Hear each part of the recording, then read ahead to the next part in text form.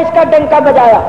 معلوم ہوا اجتماع میں حضور کے فضائل کمالات اور خصائص کا بیان کرنا سنت حبیب بھی ہے اور سنت خلیل بھی. حضور نے خود اپنے خصائص بیان کیے اجتماع میں جلسے میں, اور حضرت ابراہیم نے سن کر ڈنکا بجایا. ہم بھی سرکار کے خصائص فضائل کو پڑھ کر سن کر ڈنکا بجاتے ہیں. معلوم ہوا نبی کریم کی عظمت و شان اور فضیلت کا ڈنکا بجانا یہ سنت خلیل ہے.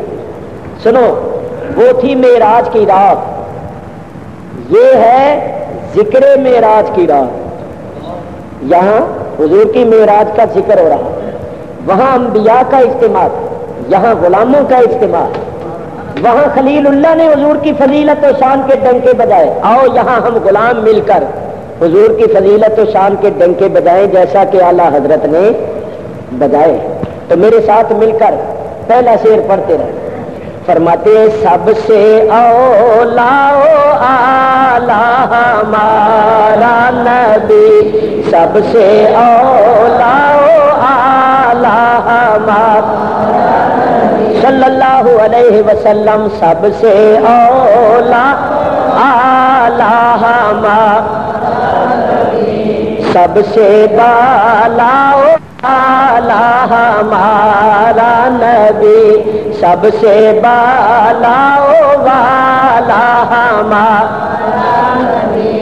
فرماتے اپنے مولا کا پیارا ہمارا نبی, اپنے مولا کا پیارا ہمارا نبی, دونوں عالم کا دولہا ہمارا نبی, دونوں عالم کا دولہا ہمارا نبی صلی اللہ علیہ وسلم, سب سے اولا اعلیٰ. اور فرماتے خلق سے اولیاء, اولیاء سے رسول, عام خلق سے اولیاء افضل ہیں اور اولیاء سے رسول افضل. خلق سے اولیاء, اولیاء سے رسول, اور رسولوں سے اعلیٰ ہمارا, اور رسولوں سے اعلیٰ ہمارا نبی, سب سے اولا اعلیٰ ہمارا. اور فرماتے ملک کونین میں انبیاء تاجدار, دونوں جہان میں نبی تاج والے.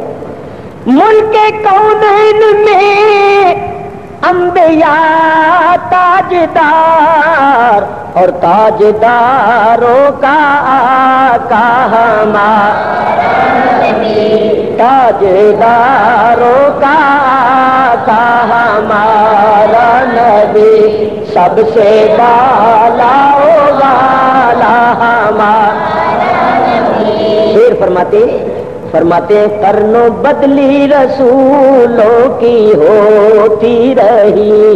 کرن کہتے ہیں زمانے کو, اور کرنو جمع ہو گیا. مختلف زمانوں میں مختلف انبیاء کی تبدیلیاں ہوتی رہی. آدم علیہ السلام کے بعد نوح علیہ السلام آ گئے, نوح علیہ السلام کے بعد ابراہیم علیہ السلام آ گئے, ابراہیم علیہ السلام کے بعد اسماعیل علیہ السلام آ گئے, اسحاق علیہ السلام آ گئے, یعقوب علیہ السلام آ گئے, یوسف علیہ السلام آ گئے. جب کوئی دوسرا نبی آتا تھا لوگ اس کا کلمہ پڑھنے لگ جاتے تھے, جب تیسرا نبی آتا لوگ اس کا کلمہ پڑھنے لگ جاتے. حضور کا کلمہ قیامت تک رہے گا, حضور قیامت تک تختے نبوت پر جلوہ افروز رہیں گے. کرنو بدلی رسولوں کی ہوتی رہی, پر نہ بدلے نہ بدلا ہمارا نبی, پر نہ بدلے نہ بدلا ہمارا نبی. کیا خبر کتنے تارے کھلے چھپ گئے, پر نہ ڈوبے نہ ڈوبا ہمارا نبی, پر نہ ڈوبے نہ ڈوبا ہمارا. اور لامتوں تک اجالا ہے جس کا وہ ہے ہر مکان کا اجالا ہمارا نبی، ہر مکان کا اجالا ہمارا نبی۔ اور شعر سنیے، فرماتے سارے اونچوں سے اونچا سمجھیے جسے، اس کائنات میں اس مخلوقات میں سب سے اونچا عرش معلا ہے۔ میرے بزرگوں اور دوستوں، عرش معلا کی کیفیت یہ ہے کہ عرش محیط ہے، اور عرش کے اوپر نہ کوئی زمان ہے نہ مکان ہے، یہ زمان مکان سب عرش کے نیچے، عرش کے اوپر لا مکان ہے۔ اور معراج کی رات حضور عرش معلا کے اوپر تشریف لے گئے تو اعلیٰ حضرت فرماتے ہیں کیفیت یہ تھی کہ ساتوں زمینیں نیچے تھی، ساتوں زمینوں میں رہنے والی مخلوق نیچے، ساتوں آسمان نیچے، ساتوں آسمانوں میں رہنے والی نوری مخلوق نیچے، بیت اللہ نیچے، بیت المقدس نیچے، فرشتوں کا کعبہ بیت المعمور نیچے، جنت الفردوس نیچے، جبریل کا آخری مقام سدرۃ المنتہا نیچے، یہاں تک کہ 70,000 پردے نیچے، خدا کا عرش نیچے اور مصطفیٰ کے قدم اونچے، سارے اونچوں سے اونچا سمجھیے جسے، ہے اس اونچے سے اونچا ہمارا نبی، ہے اس اونچے سے اونچا ہمارا نبی، سب سے اولا و اعلیٰ ہمارا، سارے اچھوں سے اچھا سمجھیے جسے، ہے اس اچھے سے اچھا ہمارا۔ اور کون دیتا ہے دینے کو منہ چاہیے، کون دیتا ہے دینے کو منہ چاہیے، دینے والا ہے سچا ہمارا نبی، دینے والا ہے سچا ہمارا نبی، دینے والا ہے سچا ہمارا۔ حضور دیتے ہیں، دیتے ہیں، مرغوب سے پوچھو دیتے ہیں، پکاروی سے پوچھو دیتے ہیں، بن مانگے دیتے ہیں، اور جو نہیں مانتے ان کو بھی دیتے ہیں، اور وہ لے کر بھی انکار کرتے ہیں۔ کون دیتا ہے وہ بھی حضور کا ہی نام لیتے ہیں، چاہے مخالفت کرتے ہیں مگر نام سرکار کا لیتے ہیں تو کہتے ہیں، اگر نام لینا چھوڑ دے تو ان کو بھی کچھ نہ دے۔ اللہ کون دیتا ہے دینے کو منہ چاہیے، دینے والا ہے سچا ہمارا نبی، دینے والا ہے سچا ہمارا نبی۔ لو میرے دوستوں بزرگوں، کھائیں تیرے غلاموں سے الجھے، اعلیٰ حضرت دوسرے مقام پر، تیرا کھائیں تیرے غلاموں سے الجھے، ہے منکر عجب کھانے غرانے والے، تیرا کھائیں تیرے غلاموں سے الجھے، کون دیتا ہے دینے کو منہ چاہیے، دینے والا ہے سچا ہمارا نبی، دینے والا ہے سچا ہمارا نبی۔ دینے کا ڈھنگ دیکھو ان کا، دیوبند میں 100 سالہ جشن ہوا، یہ تو آپ نے کئی مرتبہ سنا ہی ہے، اس کا پہلا اجلاس اندرا گاندھی کی صدارت میں ہوا، اس کی ہمیں تذکرے کی ضرورت نہیں، وہ تو ظاہر ہے، کنت ہم جنس ہے۔ بات یہ کرنی ہے، تماشا دیکھو کیا بنایا، جو وہاں کے بڑے مولوی صاحب ہیں نا، انہوں نے صبح اٹھ کر لوگوں کے سامنے اپنا خواب بیان، ان کو خواب بڑے آتے ہیں، خواب بیان کیا، کہتے ہیں خواب آیا ہے کہ رات ام المومنین حضرت عائشہ صدیقہ آئی ہیں رضی اللہ عنہ، اور انہوں نے دارالعلوم کے لیے 10 روپے چندہ دیا ہے، مائی صاحبہ نے 10 روپے چندہ دیا ہے، انڈیا کا نوٹ دیا ہوگا، جس پر وہ تصویر بنی ہوگی، کس کی بنی ہوئی؟ 2-3 شیر بھی بنے ہوتے ہیں، کیا کیا بنا ہوتا ہے۔ کہتے ہیں مائی صاحبہ نے 10 روپے چندہ دیا، لہذا جتنے حاضرین ہیں وہ سارے 10-10 روپے چندہ دیں، اور اس چندے کا نام رکھ دیا مائی عائشہ صدیقہ فنڈ۔ کیا نام رکھا؟ مائی عائشہ صدیقہ فنڈ لکھا ہے۔ کتنے لاکھ روپیہ ہو گیا؟ بولو کس کے نام پر لیے؟ مائی صاحبہ کا نام لکھا، مائی صاحبہ کا نام ہے۔ مائی صاحبہ آئی ہیں، خواب میں 10 روپے دے گئی، اور مائی صاحبہ آ سکتی ہیں تمہارے جشن میں، آ سکتی ہیں تو نبی کریم ہمارے میلاد میں تشریف نہیں لا سکتے؟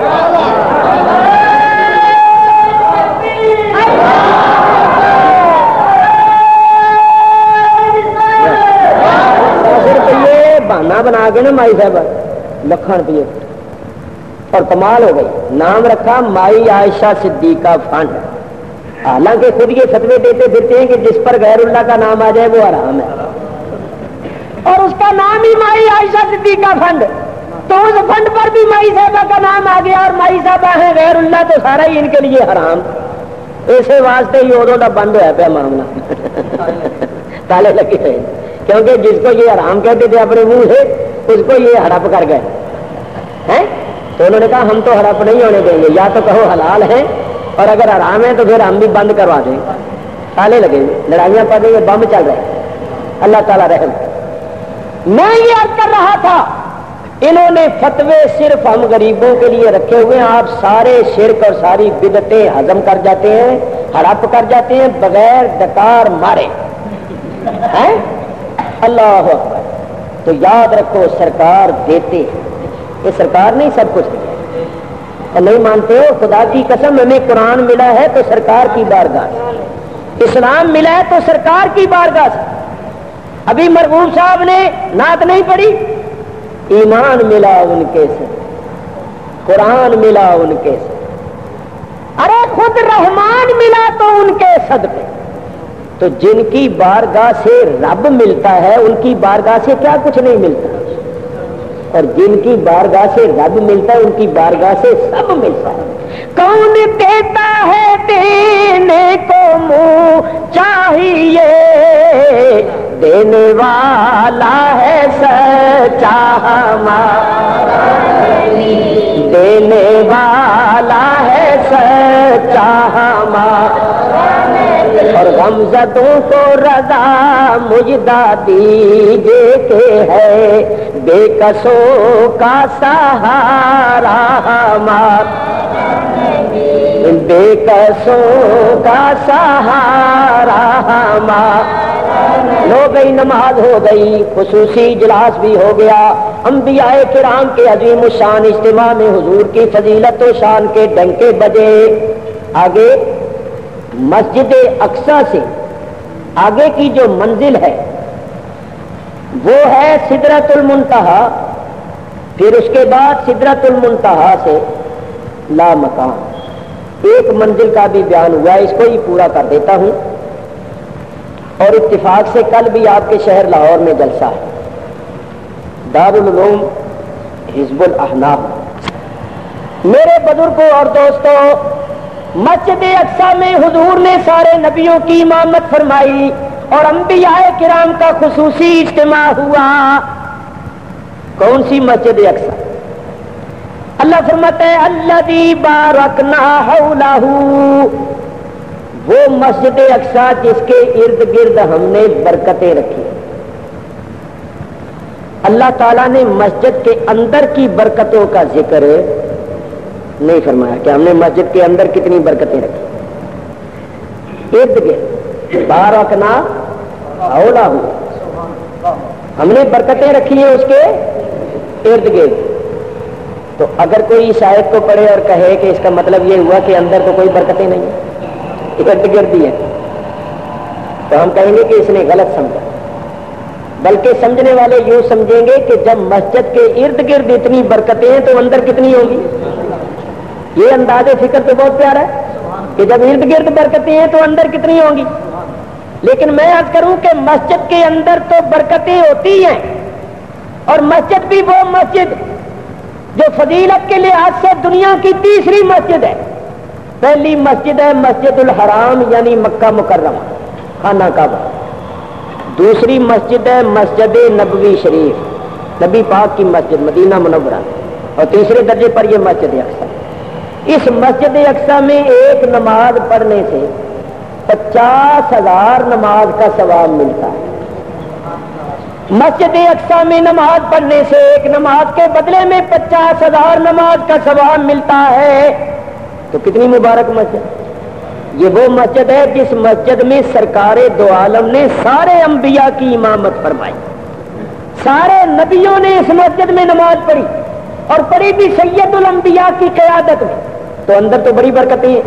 مگر اللہ فرماتا ہے الذی بارکنا حولہ، وہ مسجد اقصی جس کے ارد گرد ہم نے برکتیں رکھی ہیں۔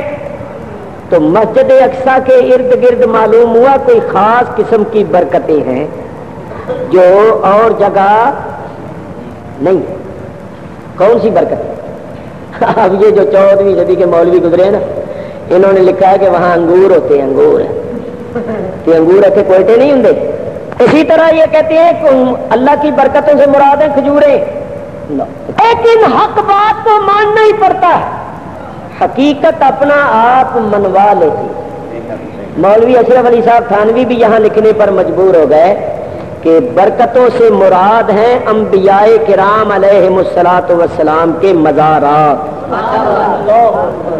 مسجد اقصی کے ارد گرد ہزاروں انبیاء کرام کے مزارات ہیں، اور وہ مسجد کے ارد گرد۔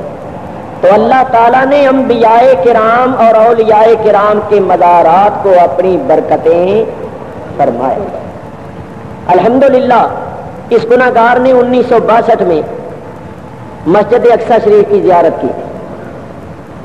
میں نے رمضان شریف کا چاند مسجد اقصی میں دیکھا، پہلا روزہ اور پہلی تراویح مسجد اقصی شریف میں پڑھی۔ پہلا روزہ میں نے حضرت ابراہیم خلیل اللہ علیہ الصلوۃ والسلام کے مزار شریف پر قرآن شریف کی تلاوت کرتے ہوئے افطار کیا۔ قرآن شریف پڑھ رہے تھے، قرآن پڑھتے پڑھتے اعلان ہو گیا تو کھجور سے روزہ افطار کیا۔ یہ بات میں نے اس لیے کی، میں آپ کو بتانا چاہتا ہوں حضرت ابراہیم علیہ السلام کی قبر اتنی لمبی ہے کہ یہ جو آپ کا مسجد کا اندر ہے نا، یہ چھوٹا ہے، اس دیوار سے لے کر اس دیوار تک یہ جگہ چھوٹی ہے، اس سے زیادہ لمبی ہے۔ اور اونچی کتنی ہے؟ اونچی تقریباً کوئی 11-12 فٹ اونچی ہے زمین سے۔ سبز رنگ کا گلاس پڑا ہوا ہے، اور سر کی طرف اتنا بڑا امامہ شریف رکھا ہوا ہے۔ اتنی بڑی قبر اس لیے بنائی ہے کہ لوگوں کے دلوں میں عظمت پیدا ہو کہ بہت بڑے نبی کی قبر بھی بہت بڑی۔ اسی طرح حضرت اسحاق علیہ السلام کی وہاں قبر ہے، حضرت یعقوب علیہ السلام کی قبر ہے، حضرت یوسف علیہ السلام کی قبر ہے، میرے پاس ان کے فوٹو موجود ہیں، سب بہت بڑی بڑی قبریں۔ حضرت سلیمان علیہ السلام کی قبر بھی بہت بڑی بنی ہوئی۔ تو مسجد اقصی کے ارد گرد ہزاروں نبیوں کے مزارات، ان مزارات کو اللہ تعالیٰ نے اپنی برکتیں فرمایا۔ الذی بارکنا حولہ، وہ مسجد اقصی جس کے ارد گرد ہم نے برکتیں رکھی ہیں۔ معلوم ہوا نبیوں اور ولیوں کے مزارات اللہ کی برکتیں، جو وہاں جاتا ہے ان کو برکتیں ملتی، ان کو برکتیں ملتی ہیں۔ کیوں نہ برکتیں؟ میں کہتا ہوں اس میں کوئی شک شبہ ہو ہی نہیں سکتا۔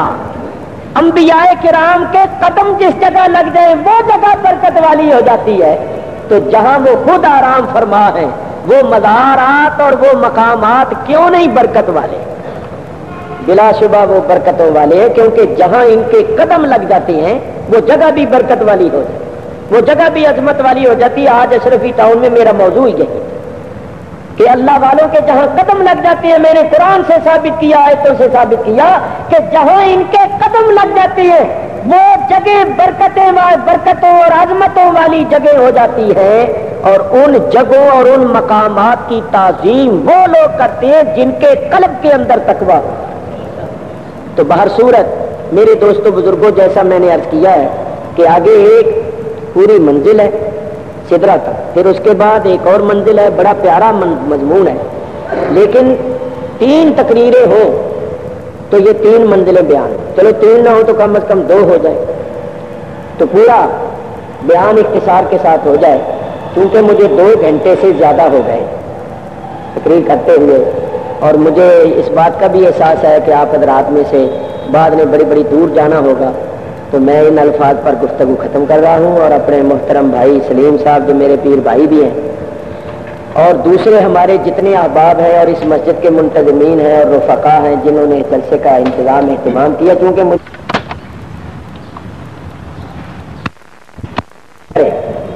تو میں سب کا شکریہ ادا کرتا ہوں، سب کے لیے دعا کرتا ہوں اللہ تعالیٰ سب کو اپنی رحمتوں برکتوں سے نوازے۔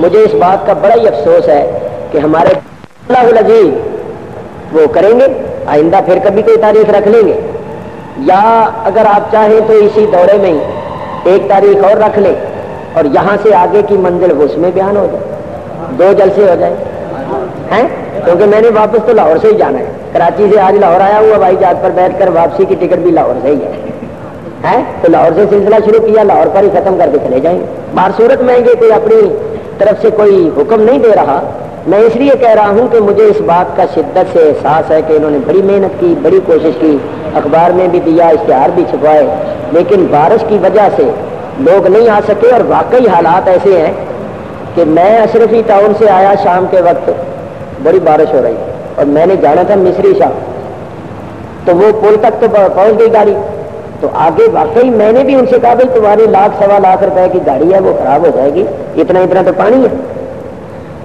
تو پھر کیا کریں؟ ہم نے ایک ٹانگے والے کو بلایا، تو جناب ٹانگے کے اوپر بیٹھ کر جس طرح ہم وہاں پہنچے تو میں جا کر، تو ابھی بھی جس طرح یہ لائے ہیں ٹانگے کے اوپر بٹھا کر، تو واقعی یہاں تو میں نے پہلی مرتبہ یہ بارش کا منظر دیکھا ہے، بعض علاقوں میں پانی اس طرح کھڑا ہو جاتا ہے نکلنے کا نام ہی نہیں لیتا، پہلی مرتبہ دیکھا۔ کراچی میں بھی بعض جگہوں پر پانی کھڑا ہو جاتا ہے، مگر ایسی بات نہیں ہوتی جیسی لاہور میں دیکھی۔